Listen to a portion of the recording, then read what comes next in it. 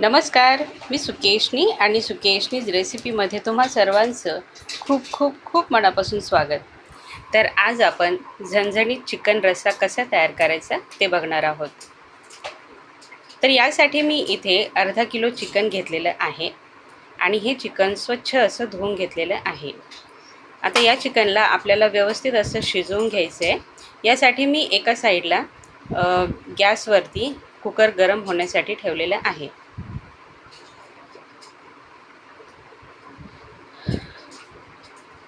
आता यामध्ये थोडंसं तेल ॲड करायचं आहे कुकरमध्ये आणि त्याचबरोबर एक तेजपत्ता यामध्ये घालायचा आहे. याचप्रमाणे मी इथं 2 मीडियम आकाराचे कांदे बारीक कट करून घेतले होते, ते यामध्ये या तेलामध्ये सोडायचे आहेत. याचबरोबर एक मध्यम आकाराचा टोमॅटो मी इथे कट करून घेतला आहे आणि तो देखील यामध्ये ॲड करायचा आहे आणि हे सर्व मिक्स करून घ्यायचं आहे. याचबरोबर अर्धा चमचा हळद आणि 1 चमचा मीठ यामध्ये ॲड करायचं आहे आणि हे देखील यामध्ये छानपैकी मिक्स करून घ्यायचं आहे. आता याचबरोबर धुतलेलं हे चिकन या सर्व मिश्रणामध्ये टाकायचं आहे आणि हे सर्व जिन्नस यामध्ये मिसळून घ्यायचे आहेत. व्यवस्थित असं मिक्स करून घ्यायचं आहे. तुम्ही बघू शकता हळदीमुळे याला किती छान रंग आलेला आहे.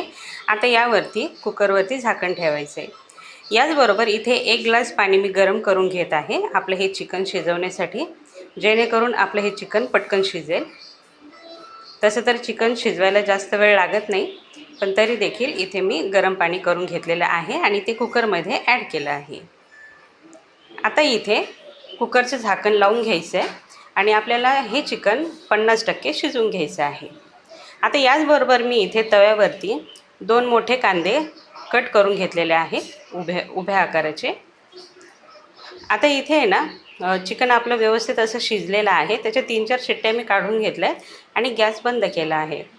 त्याचबरोबर एका बाजूला इथे कांदासुद्धा व्यवस्थित असा भाजून घेतलेला आहे. इथे मी अर्धी वाटी खोबरं कापून घेतलेलं होतं. तुम्हाला हवं असेल तर तुम्ही किसूनही घेऊ शकता. खोबरं देखील छानपैकी भाजलेलं आहे आणि तव्यावरती मी थोडंसं तेल घातलेलं आहे आणि त्यामध्ये बोजवार ॲड करत आहे.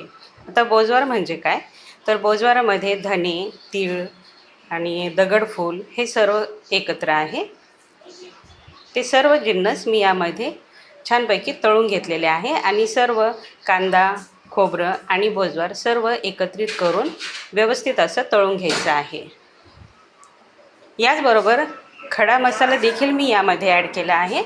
खड्या मसाल्यामध्ये शहाजिरे आहेत, लवंग मिरे आहेत आणि दालचिनी आहे. हा सर्व मसाला मी 5 मिनिटं छानपैकी तळून घेतला आहे आणि एका प्लेटमध्ये हा मसाला काढून घेत आहे. तर तुम्ही बघू शकता मसाला आपला तयार आहे. यामध्ये मी अद्रक, लसूण आणि कोथिंबीर स्वच्छ धुवून घेतलेली आहे आणि त्याचबरोबर आपलं हे वाटण तयार आहे. आता इथे गॅसवरती मी पातेलं गरम होण्यासाठी ठेवलं आहे आणि त्यामध्ये तेल घातलेलं आहे. तेल साधारणपणे मोठे 2 चमचे यामध्ये घातलेलं आहे. तेल छानपैकी गरम झालं की यामध्ये मी वाटलेला मसाला घालणार आहे. मसाला आपल्याला छानपैकी तळून घ्यायचा आहे.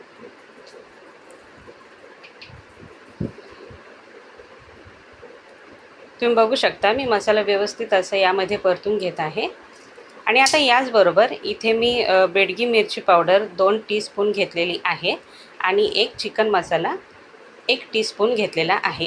हे देखील मसाले आपल्याला यामध्ये ॲड करायचे आहेत आणि व्यवस्थित असे मिक्स करून घ्यायचे आहेत.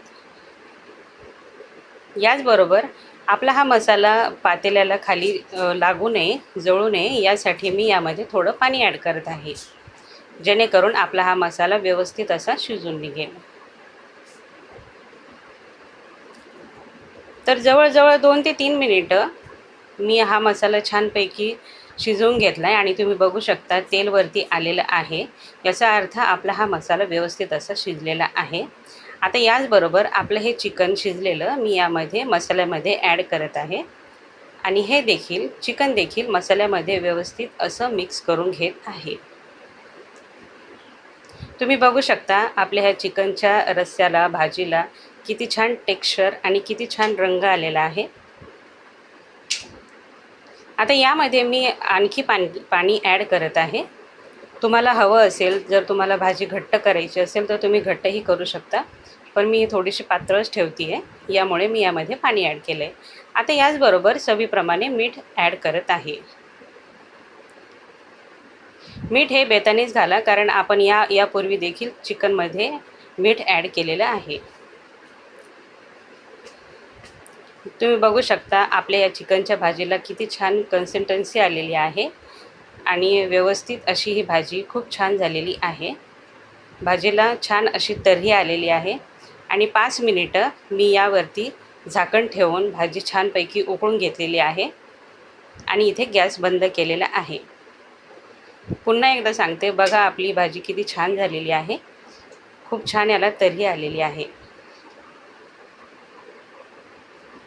व्हिडिओ आवडला असेल तर लाईक करा, शेअर करा आणि चॅनलला सबस्क्राईब करायला विसरू नका. चॅनलला सबस्क्राईब केल्यानंतर बेल आयकॉनवरती क्लिक करा. धन्यवाद.